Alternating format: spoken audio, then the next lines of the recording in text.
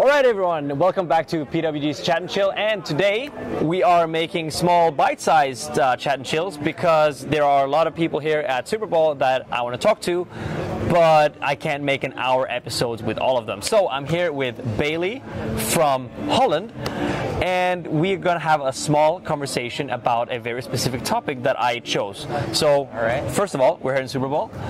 We both battled today. We both won, so we are through to the next round on Thursday. How do you feel?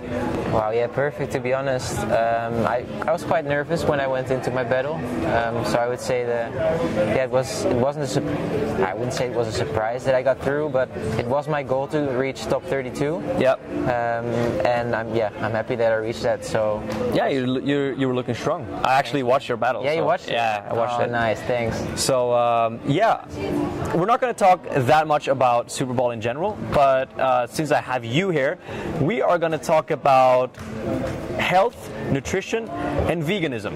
Oh, interesting. Because that is something that I've seen you post a lot about, because you are vegan, right? I'm vegan, definitely. So I see you post a lot about you cooking food. I see a lot about, you being vegan. So I just want to hear about, like, first of all, why, how, and yeah, we can start there. Yeah, the why and how, yeah. Well, let's first start off by saying that before I got into touch with veganism, I also ate meat, I ate fish, I drank milk, I ate eggs. I thought it was super healthy, that's what I had always believed.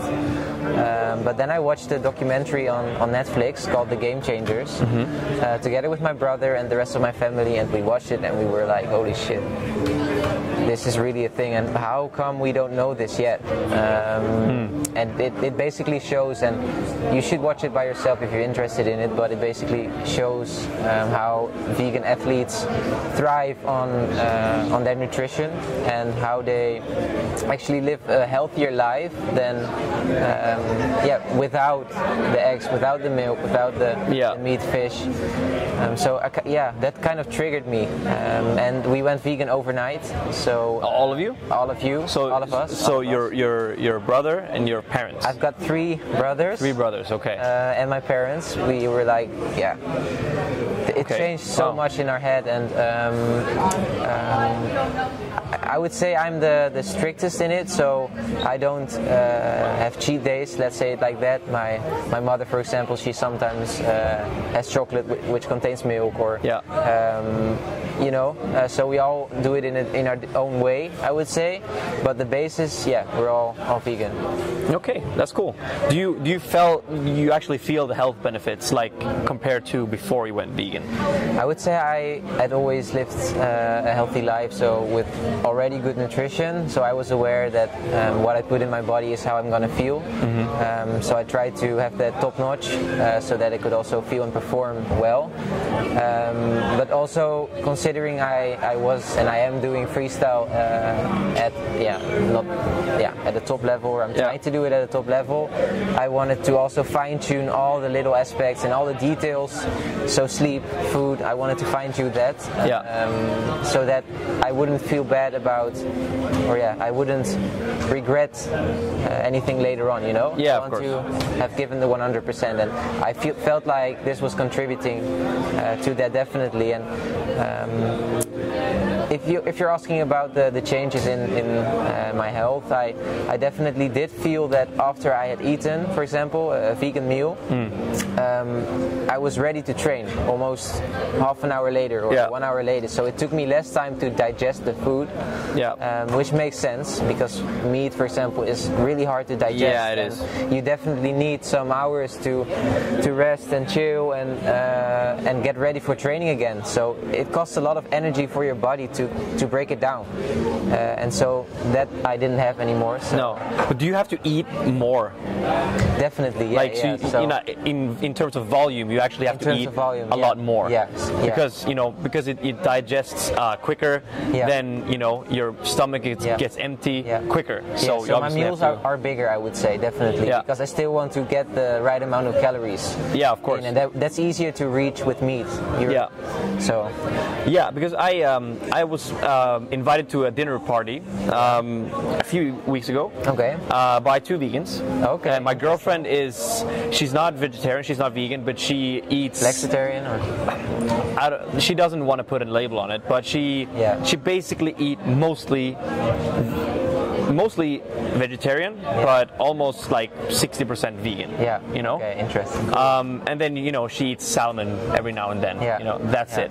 But her friends, they're both vegan, and one of them is a raw food vegan.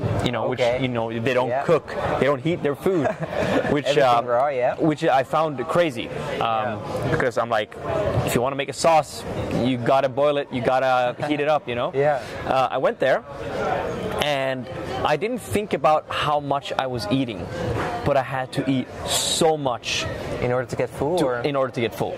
But then afterwards, I wasn't like bloated in the same way. I was probably eating like in volume maybe double as I would a meal that I would regularly eat with usually chicken, rice is what I eat, but I had to eat double. Did you like that you could eat more, or? Was it a struggle? It was for me, since I like spicy food, it's a struggle because if I would eat like a spicy vegan stew and have to eat double, it means that I get twice the spice, and then it means twice the trouble in the stomach. Yeah. So I don't think that is a good idea, to eat spicy vegan food every day. But I've tried like a vegan week. Yeah. How did that go? It went well. I didn't have much of like a big difference in terms of like energy, sleep, and stuff like that. It was just that I had to spend more time thinking about like what I eat. Yeah, and I think that's something that you experience in the beginning, and then if you've gotten used to it, you know what products you can eat and what products you can't. Do you ever feel like that is a problem for you? Like, you go to a restaurant, let's say we're here in Prague, which might not be like the epicenter of vegan food, Definitely not. No. There's a lot of fish, there's a lot of stews here in Prague, but I'm blessed by the Indian restaurant that we have here around the corner. They serve some vegan dishes there, and of course it can be difficult sometimes if you go out with maybe friends, for example, but they understand, and they wouldn't go to a restaurant where they don't serve the vegan option for example, so they're really understanding in that aspect. But of course it can be difficult, and if I go to the supermarket, I do have to check the label, for example, if it doesn't contain any egg. Exactly. But if I'm at home, it's no problem at all, because everyone's vegan, so and everything that we get in the room or in the house, that it's vegan, so I don't have to check the refrigerator what my parents bought, so that's a clear advantage for me. And but I also feel like if the rest of your family isn't vegan and you want to make a change, or you want to eat more vegan or vegetarian or eat less meat or whatever, then you can do it. You can do it by yourself as well. You don't need others around you to make you do it. It's a decision you make, and it's also really rewarding that you can inspire others around you. Like the fact that we're talking about it right now. It's, to me, it feels good also, because you're conveying a message, right? Yeah, and maybe one of you is watching and listening and thinks like, okay, this is interesting, or I'm gonna get deeper into this, or check it out. And I think it's also really important for vegan people to not like push anyone into it. They should. I think we have this issue in Sweden, right? Stigma. Like, not really a stigma, but it's more like non-vegan people are not afraid, but they're hesitant to go vegan because a lot of vegans are talking to them like they're stupid. Yeah. So like, the vegans think that non-vegans think that vegans only eat carrots and cucumbers, right? But that's just an ignorant thought, right? Well, you're talking about something that people do every day. They eat food every day. They believe that what they're doing is the right way, and so someone comes to you and tells you that's not, and that you're basically that you've been doing the wrong thing for your whole life. I don't think that's the way we should go about it. No, I think it's better. Like, as we talked about before, it's about education. Like, if you want to teach someone to, let's say eat vegan food, you don't tell them that they're stupid. No. You tell them this is what I do, and this is the easiest meal that you can create that is really good. Yeah. So, I mean, do you have, let's say, a go-to easy dish that is easy to make, quick to make, that is vegan, healthy, and good? Ooh, like on the top, out of the top of your head. Yeah, definitely. I have some very good vegan dishes. We were talking about the Indian restaurant. I really like to prepare Indian food at home as well. Yeah. And let's keep freestyle in mind. So if you've just had a super intense lower training session, you want to stack on the protein, right? Yeah. So what I would do is I would, for example, cook some whole grain rice, and then I would make a lovely stew with, for example, onions, chickpeas. Get them in there, tomatoes, maybe cauliflower from the oven if you have some time for it. If not, that's no problem at all. And just keep it easy. Like, you don't want to throw in too many ingredients, or you can soak the chickpeas, for example, but you don't have to. Like, that takes time. You can fry them straight up, or like you can fry them straight up, right? Yeah, and use a lot of herbs also. So, for example, coriander. Get it from the supermarket, wash it, put it on there, and it makes a difference. It definitely does. Also, coconut milk makes a difference. Yeah. So definitely in the stews, always get that in there, because it's gonna make it super creamy, and you won't miss any milk or whatsoever. So I would definitely go for that one. Yeah. I mean, it sounds good. It sounds like something that I would, would make at home. And I actually think that I've made something similar when my girlfriend requested for like a vegan meal. Yeah. Usually chickpeas, coconut milk, and like spices. That's what we go for. Yeah. But I actually have another question for you. And this is like about substitution, right? Mm-hmm. Because that's something that a lot of like non-vegans have a problem with. Like, let's say I love chicken. Mm-hmm. I don't have any issues with like giving up beef or pork, but I have problems giving up chicken. Yeah. So a lot of like restaurants, a lot of companies, they try to find a vegan substitute for certain products. Yeah. And usually, sometimes, but usually, they tend to be really bad. For example, like back in the days, you can get like soy fillets, right? Okay. Super bad in my opinion. I tried soy corned beef, or like soy corn, right? I didn't experience that era, So I don't know the vegan substitutes right there, but I do know them right now today. Yeah, and they're better. I mean, I was having a burger and beer with a freestyle friend a couple of weeks ago. Okay. He's a vegetarian, and we went to like a burger restaurant, and I was like, you know what? I'll go for the vegetarian option. The vegan option, but I wanted real cheese on it, so it wasn't actually vegan. So if it wasn't for the cheese, it would be a vegan burger. Okay. But I was like, this burger is actually really good. Yeah. But like 5 years ago, when I tried the vegan substitute burgers, they were so horrible. And like that was like, I've had thoughts about going vegetarian, vegan, and stuff like that. But like the off-putting taste and texture of the burger and the substitute meat, it just completely threw me off. Has it become better? And what are your thoughts on like substitution? Interesting topic. Well, let's first of all say that I do taste, and I have tasted the vegan substitutes. So for example, the vegan chicken, we have it right now, and personally I kind of like it. What is it made out of? Soy, I think. Yeah, soy. But to be honest, I try to avoid it as much as possible, because veganism is not only about skipping animal products. To me, it's also about the environment, right? And soy is that's also another topic. But the soy that's used in the meat substitutes isn't from South America, for example. It's mostly from Europe, and that's a lesser problem for the environment. So that's fine. But what I wanted to say is that I also want to step away from the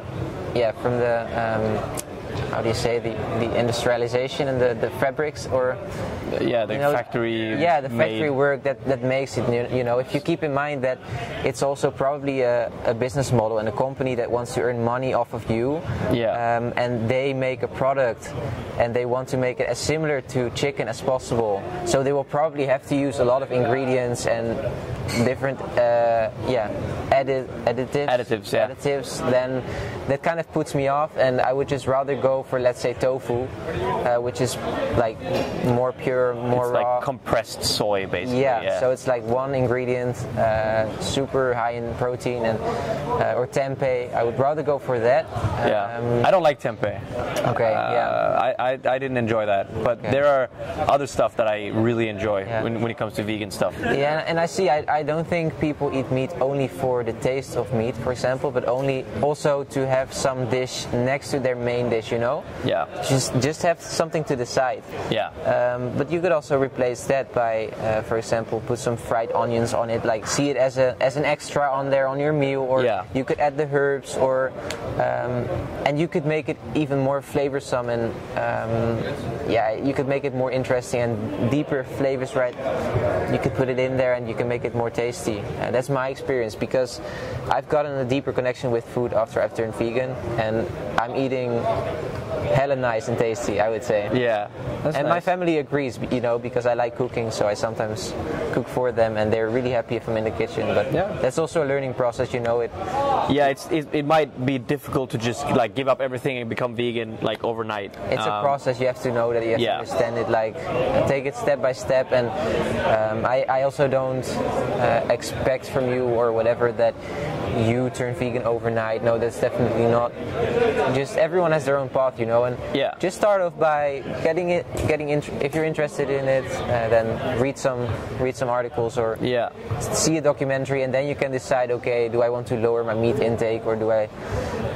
Yeah, I mean, I've never been that kind of guy that puts a label on, you know, what I eat. I've always found that, you know, a stigma in that, actually. So I don't want people to care about what I eat, because it's my like private thing. So usually I would say that I eat mostly vegetarian, but I still, you know, eat chicken occasionally.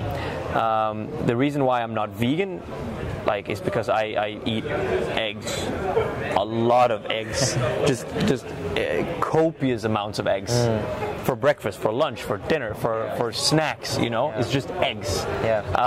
What's the reason? Because you just really like it, or? I have a very hectic life.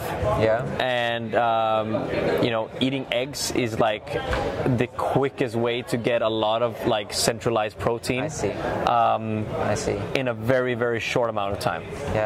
So that is what works for me, and I haven't been, you know, putting a lot of extra thought into what I eat, apart from like it's fuel, but it can't be bad fuel. So like, you know, eating clean, eating, you know, not a lot of junk food, almost no junk food at all, but trying to eat as clean as possible, but I just need it fast. That's the problem. So that's where eggs come in. I think I see your point, and I definitely understand it. You could also maybe like make ahead some meals, you know. So like meal prepping, and you do that means that let's say the Sunday, you take the Sunday, and instead of making meal for that day, you make meals for the whole week. 3 or 4 weekdays. So you could get some time there, because with eggs, and I'm not going too deep into this, but you're also getting a lot of toxins into your body. A lot of cholesterol there as well. A lot of cholesterol, and it makes your veins slip, so the blood flows through less easily. You could get coronary things, coronary arteries, and also worth like getting to know about these aspects, and I think it's worth considering, and also being aware of what you're putting in your body. And for example, in the Netherlands we have a lot of cows. What do cows produce? They produce milk, so of course the government wants us to drink a lot of milk, so they make it interesting. They say it's super healthy. That's so ingrained. And the story goes, So do you have anything to my viewers out there and listeners or whatever about veganism? Do you have anything to say to them, or? Well, I can only say that for me it works. I feel super good about it. I think it helps me in my freestyle also. Like I said, I recover super fast, but I also enjoy eating so much more. I've really gotten a deeper connection, and it's difficult explaining this. I think you should experience it by yourself. Just be aware of what you put in your body, and because that is how you're going to feel. You know, your fuel. It's your fuel. Yeah. So, yeah. You're an engine. You need fuel, and you need the best type of fuel. And the emotional aspect. Maybe we've forgotten about that a bit, but we've been there's animals in the whole Shazam as well. But also my own emotional. Oh, your aspect. own. Right. So it feels super good and it feels so awesome to be putting in your body the healthy, the raw foods. It's so energizing. It's energizing your mindset, and you don't have that feeling of regret when you've eaten, or you don't feel bad about overeating, for example, or because it's all plants, it's all natural, it's all so it's worth considering, guys. Thank you for being here and talking to us about veganism. Let us know in the comments, are you vegan, are you vegetarian, do you eat only meat, do you only eat elk and DMT? Let us know in the comments down below, and have a discussion about veganism, and have you ever considered it? Maybe also if you have a question, or if you want to know something, or if you comment or let me know on my Instagram, we can talk about it. Bailey Freestyle, I'll put a link in the description as well. Cool, perfect. So if you have any questions, DM him or ask a question in the comments. We'll check it out, and I'll see you guys in the next one. We'll see who's going to be the next person to talk to. All right, ciao. Bye bye.